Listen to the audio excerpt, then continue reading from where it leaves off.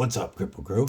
EDC with DVD, Disabled but Deadly, and I figured we would go over a few of the knives that have come in recently, some mail calls and such, and give you an idea of what you've got to look forward to over the next couple of weeks. First, I want to give a huge shout out to Ribs Garage Tech. Ribs Garage Tech makes awesome aftermarket scales and accessories for some of your favorite knives, like companies like Spider Tech, Hogue, Benchmade, Zero Tolerance, and of course, Dimco. And they sent in these Pyrogrip textured Ultem scales for the 80-20.5. And I gotta tell you, these replaced the boring green Grivery scales, because this is the Austin version, and it feels like a premium knife now. You've got the Ultem scales and backspacer, which look fantastic. Get some of that texture up in there. Look fantastic. And these rounded soft edges feel so good. Not only that, they're made right here in America. So check out Ribs Garage Tech. I will link them below. And if you like Ultem, all of their Ultem scales and accessories like Ultem backspacers for PM2s and such, are currently 60% off. Check them out. They're linked below. Next,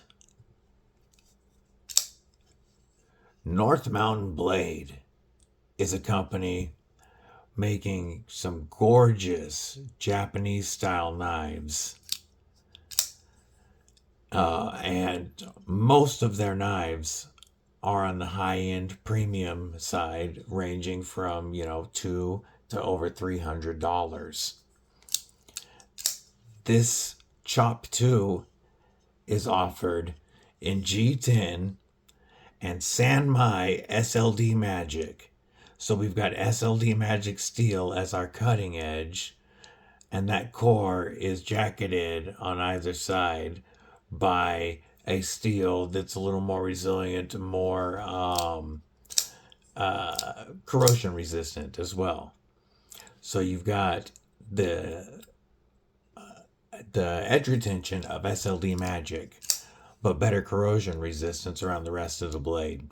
Plus, you've got the gorgeous finish that they put on to show off that San Mai construction. Their G10, it's not contoured, but it's only flat right here. And then the chamfers, there we go. It's chamfered enough all around that it makes it feel contoured. And I was talking to a homie earlier and showing him the knife, and he was telling me that he was comparing this and saying that this G10 felt more premium to him than other knives that he was looking at the time here. The liners are skeletonized and completely inset. You've got the really nice looking brass colored backspacer, and that shows you how confident they are of their centering. You would know right off the bat if that was off.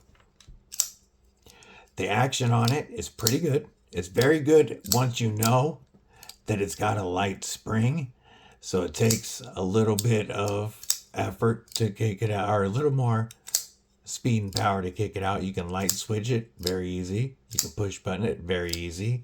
But it is easy to fail. The pocket clip, even though it's not deep carry, it works very well. Goes in and out of the pocket very nicely. It is right hand only, tip up as the gods intended. And you can get this knife with the San Mai construction for only $72 with discount code DVD. That's a killer deal to me, and that will be linked below. North Mountain Blade. I think you're going to be seeing a lot more from them soon. Next up is a knife that was gifted to me by the DDB. the Deadly Daughter's boyfriend. He bought himself a Sentry L1, and he knows my love of Ultem, and that I didn't have any O-knives in the collection yet. So he picked up the Oknife Rubato 4 for me. This is Ultem and S35VN with great action.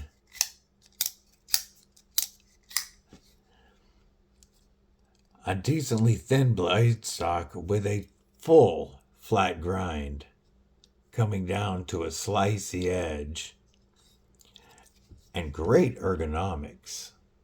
It's the size of my drop bear, but is actually a little more comfortable in hand than the drop bear.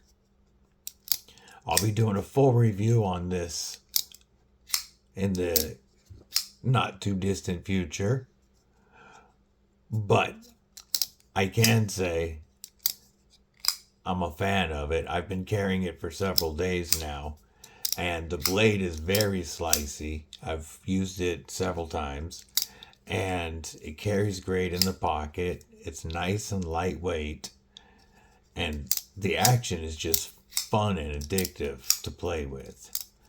So stay tuned for a review on the Oknife Rubato 4 in Ultem. Now, last but not least of the shout outs, I want to say thank you to Chris Warris. Chris Warris is one of my earliest followers, both on YouTube and Instagram, and has supported my channel from the very beginning. And Chris and I, we made a trade, but he also gifted me a knife and sent in a couple of knives for review. So first, knowing that I am a huge Dem Designs fan, he sent in a Dem Designs, pardon me, Oni XL in the red Damascus as a gift. And I like this knife a lot. It looks to me a lot like a snake, especially as it's opening up and that big front flipper comes around like a hood, and then it snaps open and it looks like a snake. And this thing is so, as I hit another knife, much fun to fidget with. That giant front flipper works great. At first I was having troubles because I was grabbing it high, thinking you'd want to go high on it, but grabbing it down low, it flips open with hardly any effort. And is so much fun to fidget with. That time my finger got in the way. The Dem Designs Oni XL. So this is the larger version. They have a regular one because it's called the Oni, and I haven't handled that, so I don't know quite what the size difference is. But I will be comparing this to my Dem Designs Invictus and Mad Tanto.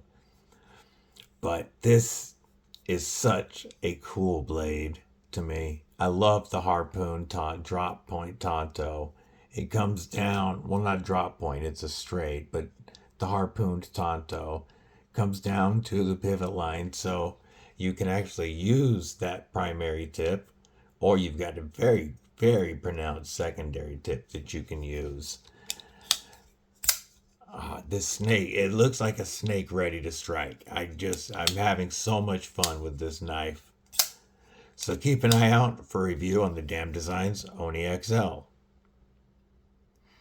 The knife we traded,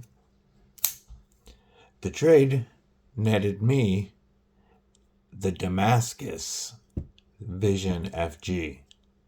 I had the micarta and blackwash Vision FG, and he offered on a live stream to trade me for the ivory white and Damascus.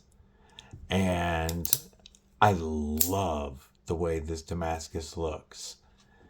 I think Civivi killed it on this. It's insane. The lines that they got in here just looks really wicked cool. It makes an already cool looking knife look even cooler. And then the sound that this one has is very distinctive. It sounds, oh, my old one sounded good, but this one, the uncoated blade, just has such a cool sound when it snaps out. If you've seen my content, you know I'm a huge fan of the Vision FG. I think it's one of the best budget knives of all time. So you know I already love this. But I'm thinking if I get the supplies for it, this might be the first knife that I try to writ die. So we'll see. My daughter tried to steal, the deadly daughter already tried to steal the knife. She loves it like just the way it is. She tried to snag it as soon as she saw it. But we'll see if I die it or not. What do you guys think? Let me know what your thoughts on that are below.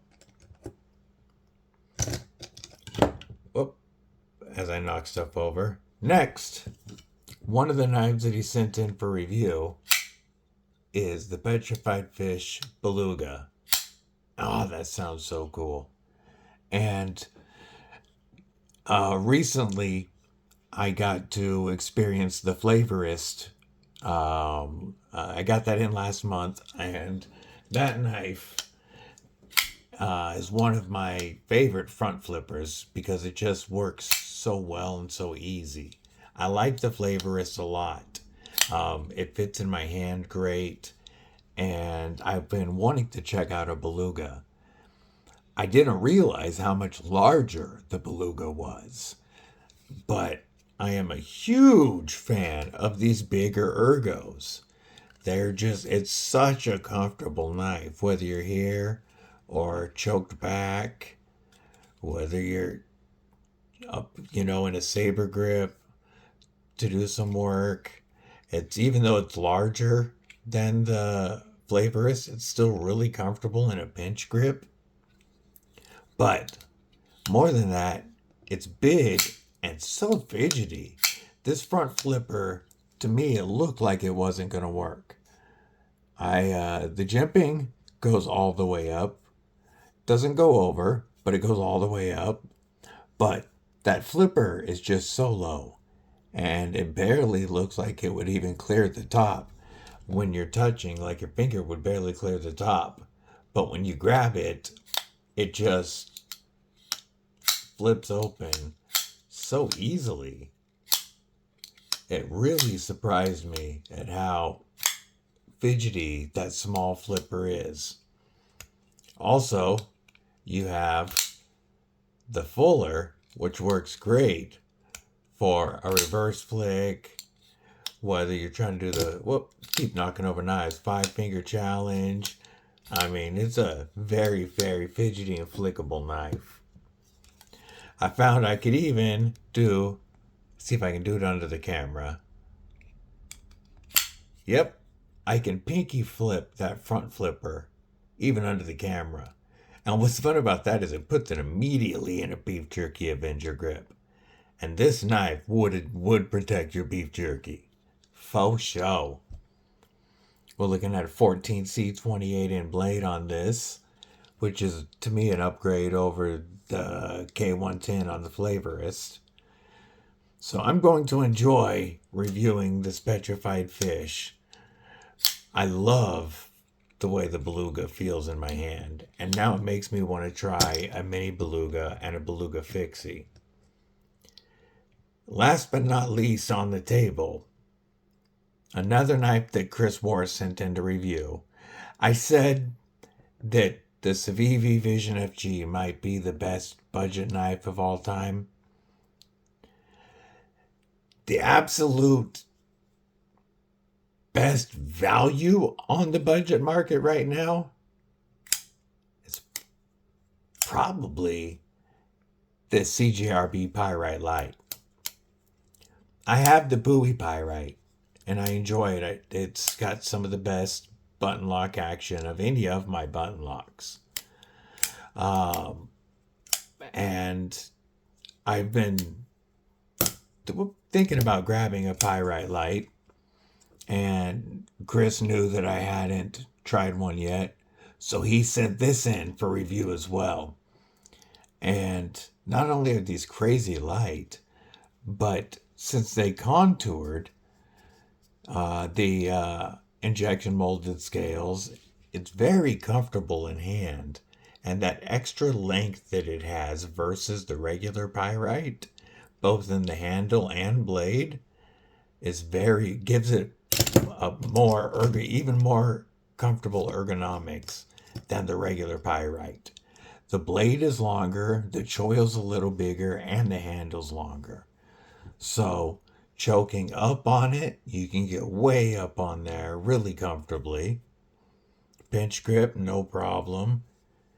Choke back behind the choil, and you still have plenty of handle for a 4-finger grip. Very, very comfortable knife. And a crazy deal at typically around $30. It's thinner blade stock and slicier than the standard pyrites. And the action on it feels as good as the action on my Bowie pyrite, and quite a bit better than the action on the Deadly Daughters pyrite alt. So I would say for $30, around $30, $35, even the $39 retail is a great price for this. But typically you can find it for $28 to $33. In that price range, it's a steal. I can tell that I'm going to enjoy reviewing this knife. So, you've got these to look forward to over the next couple of weeks. Thank you again to Rip's Garage Tech, to North Mountain Blade, to the Deadly Daughter Boyfriend, and of course, to Mr. Chris Warris, my homie and channel homie. I appreciate you. Hope everybody has a killer day. Stay safe, stay frosty, and most importantly, stay deadly.